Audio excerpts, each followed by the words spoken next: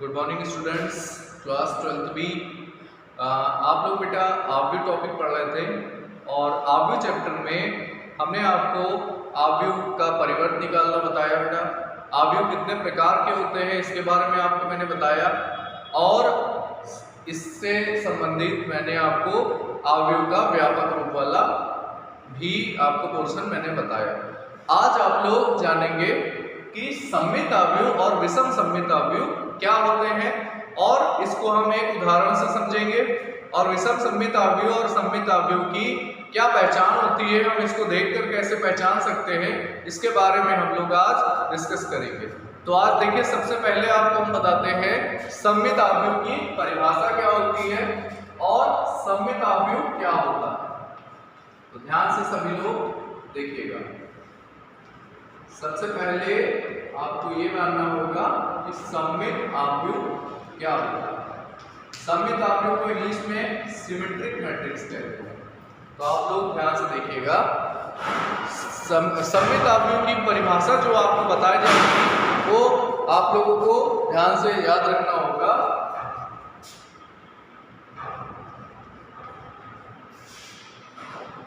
वर्ग आव्यूह एक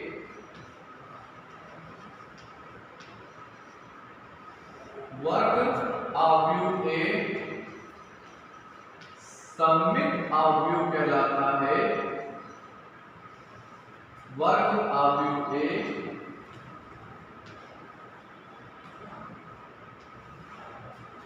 सममित आव्यूह कहलाता है। यानी वर्ग आव्यूह, कोई भी आपको वर्ग आव्यूह दिया जाए तो वर्ग आव्यूह सममित आव्यूह कहलाता है यदि a डैश बराबर a होता है। देखिए बेटा, a डैश का मतलब होता है आव्यूह का परिवर्त आव्यूह। मैंने आपको बताया था लास्ट वीडियो में कि अगर आपके पास कोई आव्यूह दिया गया है और उस आव्यूह के आप पंक्तियों और स्तंभों को आपस में बदल देते हैं तो फिर ऐसा आव्यूह परिवर्त आव्यूह कहलाता है। मैंने आपको इसके पहले वाले वीडियो में भी बताया था। तो परिवर्त आव्यूह के लिए दो तरह के सिंबल होते हैं, a डैश या आप a के ऊपर g लिख सकते हैं। तो यहाँ पर हमने a डैश का यूज किया हुआ है। तो सममित आव्यूह की परिभाषा क्या है? एक वर्ग आव्यूह इसलिए बोल रहे हैं बेटा क्योंकि इसमें पंक्ति और स्तंभों की संख्या बराबर होनी चाहिए, यहाँ अलग अलग नहीं हो सकती है। तो एक वर्ग आव्यूह सममित वर्ग आव्यूह ए है, उसको सममित आव्यूह कहते हैं अगर यदि ऐसा हो कि a डैश का मान a के बराबर हो जाए। तो अब आप देखिए, इसको हम एक उदाहरण से समझते हैं। देखिए, जैसे हमारे पास एक उदाहरण है और इस उदाहरण में हमें एक आव्यूह दिया गया है a बराबर, यहाँ पर हमारे पास एक आव्यूह दिया गया है और इस आव्यूह को हम लोग देखते हैं कि ये सममित आव्यूह है या नहीं है। ध्यान से देखिए बेटा।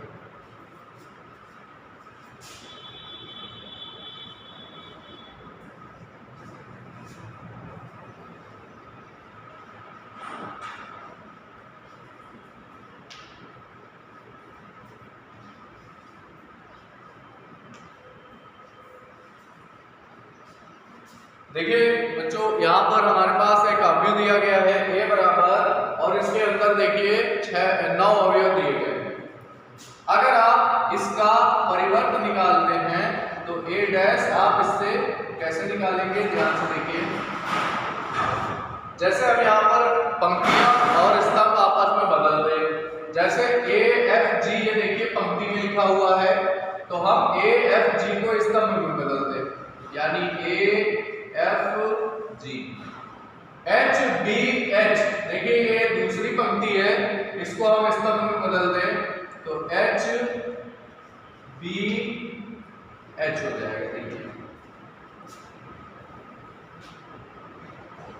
Okay student. यहाँ पर बेटा एग्जाम्पल में कुछ मिस्टेक्स है। देखिए बेटा एग्जाम्पल है ABCFGH और यहाँ पर भी है बेटा FGH। ये आपको उदाहरण दिया गया है और इस उदाहरण में आपको इसका परिवर्त निकालना है। तो परिवर्त निकालने के लिए आपको A' करना होगा और जब आप इसका परिवर्त निकालेंगे तो देखिए AHG जो पंक्ति में लिखा हुआ है इसको स्तंभ में बदल देंगे तो ये हमारे पास आएगा AHG। देखिए स्तंभ में बदल दीजिए। HB और F को भी आप स्तंभ में बदल दीजिए। HB और F। GFC जो पंक्ति में लिखा है उसको स्तंभ में लिख देंगे तो GFC इस प्रकार से हो जाएगा। और देखिए बच्चों अब यहाँ पर आप इस अवयव को और पहले वाले अवयव को ध्यान से देखिए। यहाँ पर ये अवयव और पहला वाला अवयव दोनों ही एक जैसे हैं तो इसका क्या मतलब होता है? इसका मतलब होता है कि A' का मान A के बराबर है। यहाँ पर इससे हमें ये मालूम चलता है कि A' का मान A के बराबर है। अच्छा एक बात और आपको मैं बता दूं बेटा, जैसे आपके पास ये A बराबर एक अवयव दिया है ABCFGH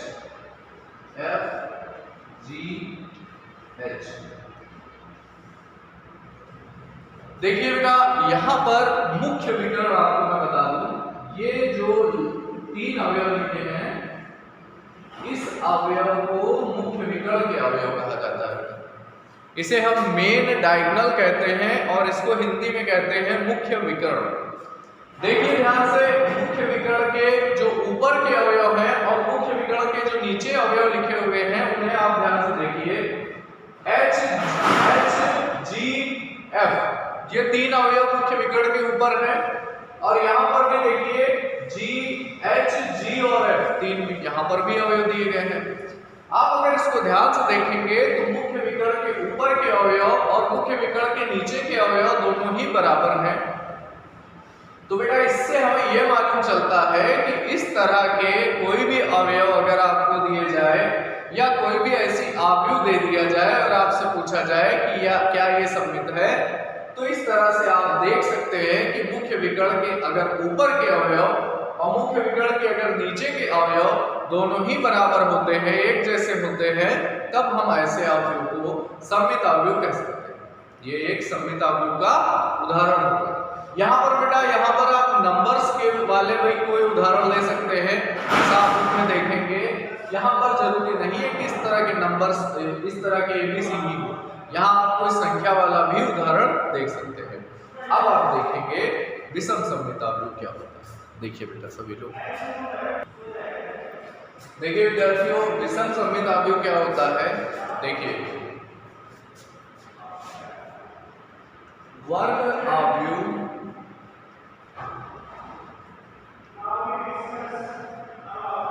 A को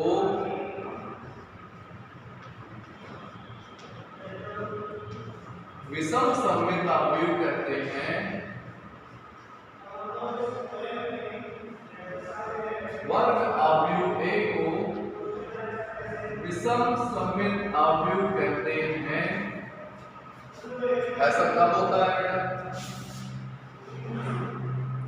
यदि A' का मान -A के बराबर हो जाए।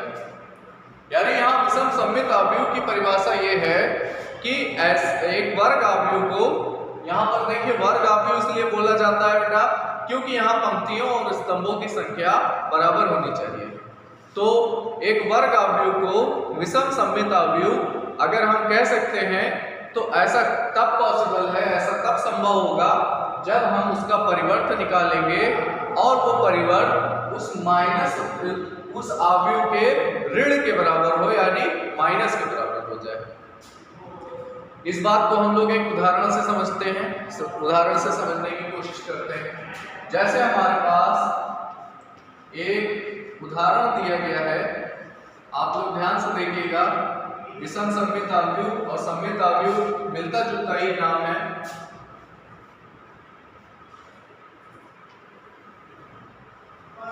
देखिए इसमें हमारे पास दिया गया है जैसे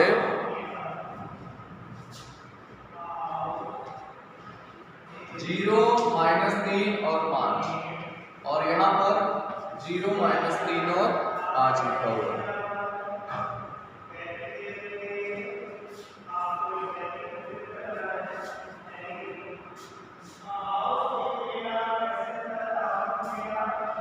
यहाँ पर माइनस है बेटा, और उसके बाद यहाँ पर लिखा है 0 1 1 0। ये हमारे पास एक अवयव दिया गया है। अब बेटा देखिए ये विषम सममित अवयव है कि सममित अवयव है, इस बारे में हम लोग अभी पहले से कैसे बताएंगे। जब आप इसका परिवर्त निकालेंगे, परिवर्त यानी a', तो आप इसका परिवर्त निकालेंगे और उसके बाद आप देखेंगे कि ये विषम सममित है कि नहीं। तो देखिए हम लोग इसका परिवर्त निकालते हैं। a' बराबर,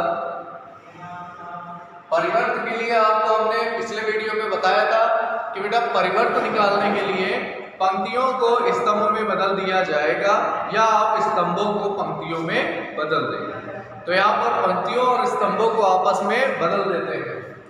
0 3 और -5 ये पहली पंक्ति में लिखा है। देखिए ये पहली पंक्ति है, तो आप इसको पंक्ति से बदलकर स्तंभ में लिख दें। तो 0 3 और -5 अब स्तंभ में होगा 0 3 -5। -3 0 1, इसको भी आप स्तंभ में बदल दें। -3 0 1। अगला है 5 1 0, तो आप इसको भी लिख दें 5 1 0। अब आप देखिए इसको यहां से क्लोज कर दीजिए। देखिए ये हमारे पास a' बन गया है। अब बेटा आप लोग सब लोग जरा इसको ध्यान से देखिए, अभी इसमें और इसमें अंतर है। तो अब आप बेटा एक काम कर दीजिए, इस अवयव में से सारे अवयव में से माइनस को कॉमन कर दीजिए।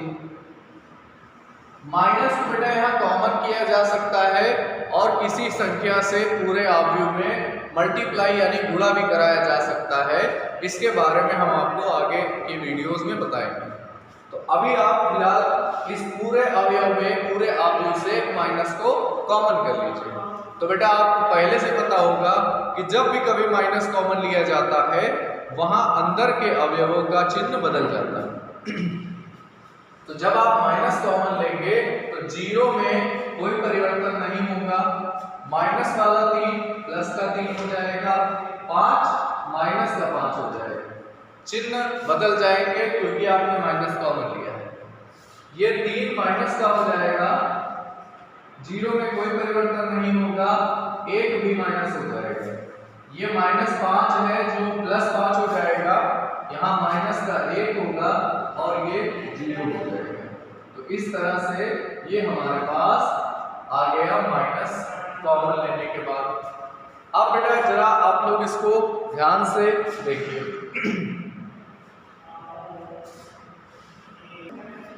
देखिए बेटा इस उदाहरण में इस प्लेस पर माइनस भी था, ये हम लोगों ने मिस्टेक से लिख दिया था बेटा। इसके बाद जब आप इसका a' लेंगे तो यहाँ पर भी माइनस का साइन आ जाएगा, और अब आपने जब माइनस को कॉमन लिया है बेटा तो यहाँ पर प्लस का 1 आ जाएगा। तो इस तरह से हमारे पास बेटा यहाँ पर माइनस हम लोगों से छूट गया था। तो आप अब इसको देखिएगा, आपके पास ये अवयव दिया है, आपने इसका परिवर्त निकाला, परिवर्त में पंक्तियों और स्तंभों को बदल दिया जाता है। इसके बाद इससे जो आया है उसमें आपने माइनस को कॉमन ले लिया है, तो माइनस कॉमन लेने से मैंने आपको बताया अंदर के सभी चिन्ह बदल जाएंगे। तो बेटा ये हमें मिल जाएगा। और इस अवयव को अगर आप ध्यान से देखते हैं तो बेटा ये हमारा पहला वाला अवयव a बन गया। तो आपने देखा यहाँ a' का जो मान आया है वो -a के बराबर है। तो यहाँ से आपको ये क्लियर हो गया कि a' इसके बराबर हो गया है -a के, इसलिए ये विषम सममित अवयव को बताता है। और बेटा अगर आप सीधे अवयव को देखकर बताना चाहते हैं तो उसके लिए भी आप यहाँ पर देख सकते हैं। जैसे हमारे पास है 0 3 -5 -3 0 1 5 -1 0। बेटा यहाँ पर आप पिछले वाले सवाल की तरह इसमें भी इसको आप मुख्य विकर्ण बोलेंगे और मुख्य विकर्ण के ये अवयव हैं। अब आप अगर ध्यान से देखिए तो मुख्य विकर्ण के ऊपर 3 -5 और 1 है और मुख्य विकर्ण के नीचे -3 5 और -1 है। यहाँ पर मुख्य विकर्ण के ऊपर के जो अवयव हैं वो नीचे मुख्य विकर्ण के नीचे के अवयव के बराबर हैं, लेकिन इनमें अंतर केवल चिन्ह का है। यहाँ पर +3 है, यहाँ पर -3 है, ऊपर -5 है, नीचे +5 है। तो आप देखिए यहाँ पर दोनों अवयव सेम है, मुख्य विकर्ण के ऊपर भी और नीचे भी अवयव सेम है, लेकिन इनमें चिन्हों का अंतर है। तो बेटा अगर आपको कोई अवयव दिया जाए और आपको इसको सीधे देखकर पहचानना हो तो मुख्य विकर्ण के ऊपर के अवयव और मुख्य विकर्ण के नीचे के अवयव देख लीजिए, अगर वो बराबर हैं और चिन्हों में अंतर है, दोनों चिन्ह विपरीत हैं, तब वो विषम सम्मित अवयव होगा। और यदि मुख्य विकर्ण के ऊपर अवयव और मुख्य विकर्ण के नीचे के अवयव दोनों एक जैसे हैं, दोनों बराबर हैं, चिन्ह भी बराबर है, तो वो इससे पहले जो मैंने बताया आपको सम्मित अवयव हो जाता है। तो इस तरह से आपको आज सम्मित अवयव और विषम सम्मित अवयव के बारे में अपनी कॉपी में करना होगा, उसे लिखना होगा, समझना होगा और इससे संबंधित जो भी आपके बुक में उदाहरण दिए होंगे उससे इसे पूरी तरह से समझने की कोशिश करेंगे सभी बच्चे, और इसके आगे हम लोग अगले वीडियो में डिस्कस करेंगे। Thank you all dear students.